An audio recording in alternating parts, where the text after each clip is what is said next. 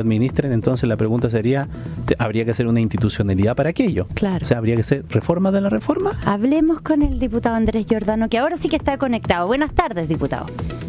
Buenas tardes, ¿cómo están ustedes? ¿Me escuchan ahora? Sí, ahora sí, le escuchamos. Genial. Yo muy feliz de estar acá pudiendo conversar este tema que es muy importante. Bueno, usted, no sé si nos estaba escuchando, estábamos hablando precisamente del plebiscito, de los cuales usted es uno de los impulsores de este proyecto de reforma constitucional que presentaron hoy. Estábamos preguntándonos sobre la pregunta, ¿quiere usted que las AFP administren sus fondos previsionales?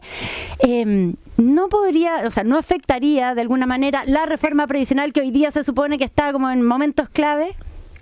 Sí, bueno, a ver, primero que todo, sí, tú tienes toda la razón en el sentido de que la reforma está en momentos claves y uno esperaría, lo que también todos los parlamentarios y parlamentarias que hemos presentado esta iniciativa creemos, es que el idóneo es que exista un acuerdo que se haga cargo de varias demandas ciudadanas que son muy importantes. Una de ellas tiene que ver con subir las pensiones hoy mismo para los actuales jubilados y jubiladas y la gente que se va a jubilar muy próximamente, pero otra tiene que ver también con tener un sistema previsional legítimo. Recordemos que tenemos un sistema impuesto en dictadura donde no hubo ningún proceso legislativo, ninguna reforma que se discutiera como hoy día estamos discutiendo en democracia, y por lo tanto ha habido, a propósito de aquello, una injerencia bien indeseable de una industria que lamentablemente, por cómo está diseñada, ha concentrado un tremendo poder. De hecho, ha aparecido en todos los medios de comunicación masiva y en las redes sociales una campaña gigantesca que se llama Yo Quiero Elegir, que es orquestada directamente desde la Asociación de AFP, que lo que busca es evitar que haya una reforma que toque, ¿no? Y lo decía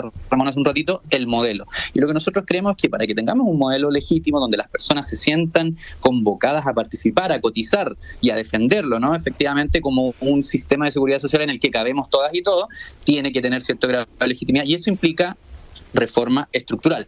¿Cuál es la preocupación y por qué aparece este proyecto? Porque en los últimos días, las últimas 48 horas y particularmente ayer, yo veía en televisión al senador Galilea señalar que ellos, para que exista un acuerdo y avance la reforma de pensiones desde el Senado nuevamente a la Cámara de Diputadas y Diputados, no están de acuerdo con que exista una separación de la industria, no están de acuerdo con que entre a participar dentro del sistema una entidad pública sin fines de lucro y por lo tanto que las 7 AFP que hoy día están a cargo del ahorro previsional forzoso, es decir, que nadie puede no cotizar a las AFP si es que quiere estar dentro del sistema de seguridad social, es decir, hay una estructura oligopólica donde ellos reciben básicamente inyección de capital constante y sonante que les genera utilidades por 1.700 millones de pesos. Bueno, ellos mantendrían el modelo tal cual está porque creen que los problemas están en otro lado y a nuestro juicio eso traiciona de alguna otra manera lo que ha sido la voz ciudadana. Diputado, tanto, y considerando que usted... Para terminar la idea, solo puedo decir eso, cuando el sistema representativo no logra representar, creo que lo que corresponde es que pensemos en una democracia participativa donde la gente se pueda expresar libremente.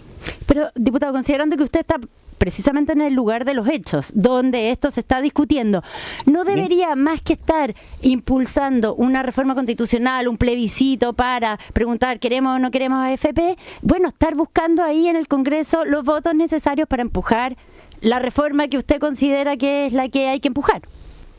Por cierto, es que ambas cosas no son excluyentes. Una tiene que ver con lo que el gobierno además ha señalado públicamente en sus vocerías, que es intentar que exista un acuerdo que le dé viabilidad política a una reforma que es urgente, que no puede seguir, digamos, retrasándose, porque la gente la viene esperando por lo menos hace 10 años y en este gobierno hace 26 meses que se está tramitando. Y otra cosa muy distinta es que si evidentemente existe una muralla, porque tenemos que considerar que en el Senado y en la Cámara de Diputadas y Diputados la oposición tiene mayoría y lamentablemente la oposición, en mi opinión personal, ha actuado bastante como una vocería de la industria de AFP. Si ellos están de alguna manera bloqueando transformaciones que se traducen en mejoras de las pensiones para los afiliados y afiliadas y efectivamente además tener un sistema más legítimo, ahí hay una preocupación democrática. Y en ese sentido creo que nunca es inoportuno hablar de democracia. Siempre es oportuno que la ciudadanía pueda expresarse. Y esto lo han dicho las encuestas, ¿no? Porque generalmente se utilizan mañosamente algunos resultados que van apareciendo en este tipo de insumos para decir, por ejemplo, cuál es el destino del 10% de cotización adicional, pero nunca se habla de que más del 75% de las personas no quiere que las AFP le administren sus fondos o que una parte incluso mayor de la sociedad quiere por lo menos poder elegir. Entonces esto se trata de que si vamos a hablar de libertad de elegir, bueno, lo incorporemos en la reforma. Si quiere incorporar la reforma, enhorabuena, no hay plebiscito que sea necesario. Nuestro miedo tiene que ver con que hoy día hemos escuchado parlamentarios de oposición decir que no están disponibles para que la gente elija. ¿Alguna apreciación respecto de la pregunta?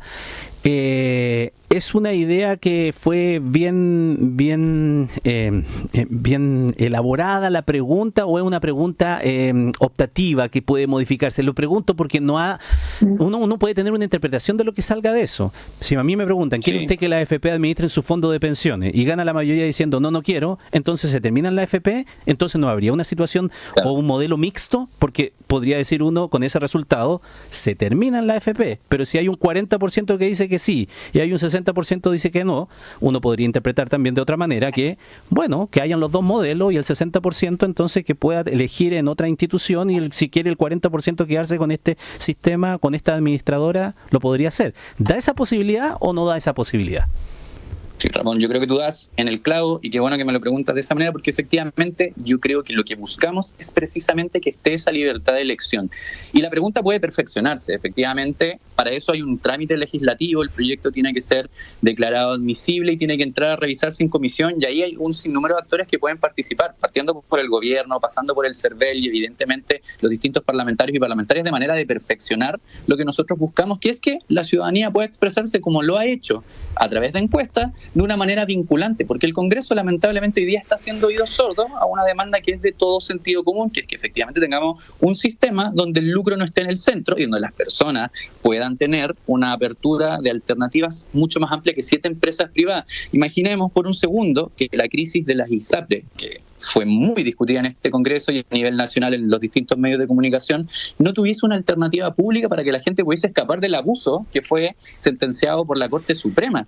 Hoy día, la mayor parte de las personas está saliendo del sistema ISAPRE precisamente porque hay entidades con fines de lucro que han puesto ese lucro por delante y han realizado cobros abusivos que están además condenados como una deuda, y se han pasado más de un 80% al sistema público. Eso en el sistema privado no lo tenemos, a pesar de que lo tenemos, en el sistema de pensiones no lo tenemos, a pesar de que está en todos los otros subsistemas de la seguridad social, en salud, en cesantía, en seguro contra accidente, etcétera. Todos estos sistemas tienen participación pública. ¿Por qué no la podemos tener en el sistema de pensiones? Y bueno, desde la perspectiva de la AFP uno lo entiende. Ahí hay una cantidad de intereses patrimoniales gigantescos, son 1.700 millones de pesos las utilidades diarias que tiene esta industria, y por lo tanto tiene un incentivo muy fuerte a que no entre el Estado a competirle y que no haya una separación de la industria. Pero desde la perspectiva ciudadana eso no está, y finalmente son los ciudadanos y ciudadanas que se van a pensionar. Estamos con el diputado Andrés Giordano, diputado del Frente Amplio. Y si en el plebiscito en que usted pregunta, ¿quiere usted que las AFP administren sus fondos previsionales? La respuesta que ganara fuera el sí, ¿usted dejaría de pedir que las AFP fueran reformadas o que se acabaran? Es que, por cierto, ahí está la expresión ciudadana y también está el debate legislativo de cómo se perfecciona la pregunta, porque yo creo que efectivamente, como lo planteaba Ramón, uno tiene que encontrar un espacio que permita que la pregunta tenga algún efecto vinculante. Entonces, ¿cuál es el efecto de un sí? ¿Cuál es el efecto de un no?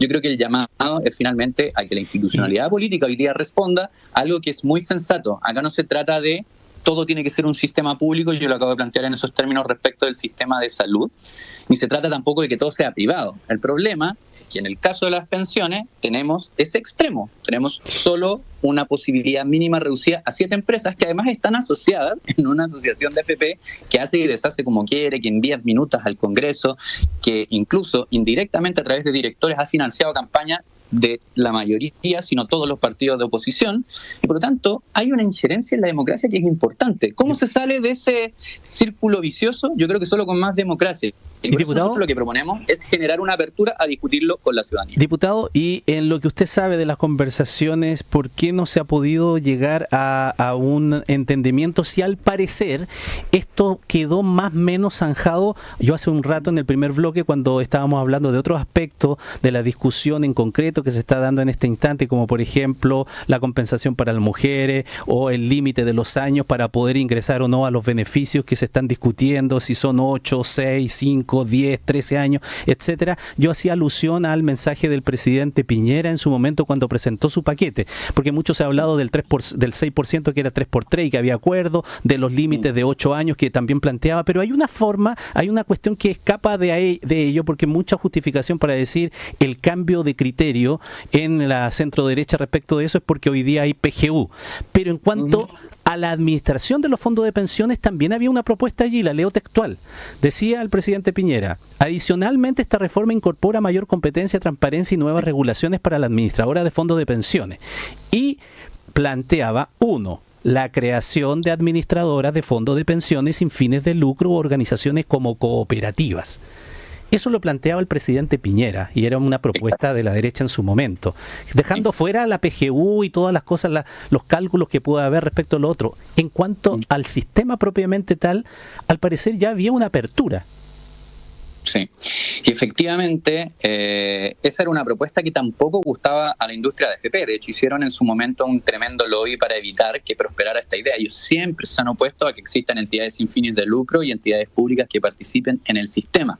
Uno no puede explicarse, yo creo que la ciudadanía no puede entender que la derecha haya retrocedido de posiciones que en algún momento generaron un consenso, porque recordemos que la reforma de pensiones del expresidente Piñera pasó a segundo trámite, no fue como acá que fue rechazada prácticamente en su totalidad, pasó a segundo trámite y el propio gobierno la dejó morir por las presiones que hizo la industria de AFP en su momento en el segundo trámite. Y efectivamente uno no puede entender que incluso las candidaturas presidenciales como Evelyn Matei, pero bueno, el caso republicano es otra cosa, o el caso de Johannes Kaiser también, pero uno puede entender que se retroceda respecto de un consenso previo tan importante como es abrir a la participación de lo público en algo que es esencial, es un derecho social.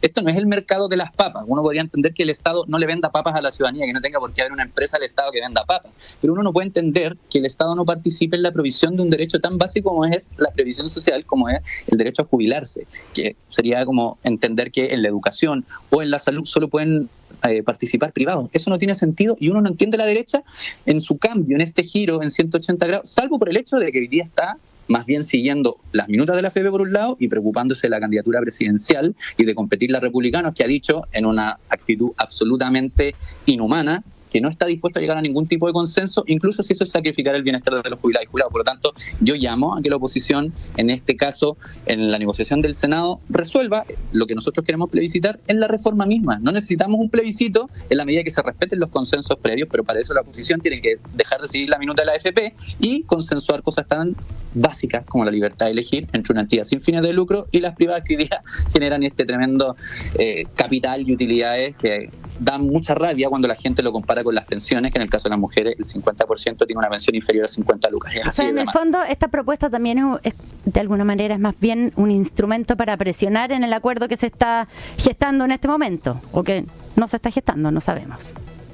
Son cuestiones paralelas, evidentemente, si esto se resuelve como y como estaba acordado, porque además la oposición con el oficialismo en el Senado, donde hay que recordar, hay una negociación que se está dando solo con 5 senadores. Por ejemplo, mi partido no participa de esa negociación, nosotros no conocemos los contenidos ni hemos podido incidir en ese debate, como muchos otros partidos del oficialismo. Buena parte de los de la oposición, que son mayoría, son 3, sí han participado. En la medida que ellos logren resolver esto en la reforma de pensiones, que es lo que proponía el proyecto original, que es el proyecto que nosotros defendemos, el plebiscito evidentemente pasa a ser un carácter secundario, pero lo que hoy día queremos poner por delante es que exista democracia, en este caso para elegir o para decidir algo que lamentablemente la institucionalidad política parece ser no está siendo capaz de llegar a acuerdo. Diputado Andrés Giordano, muchas gracias por estos minutos de conversación con nosotros en la radio. Muy buenas tardes. Muchas gracias a ustedes, que tengan muy buena tarde. Soy minero y me encanta, una iniciativa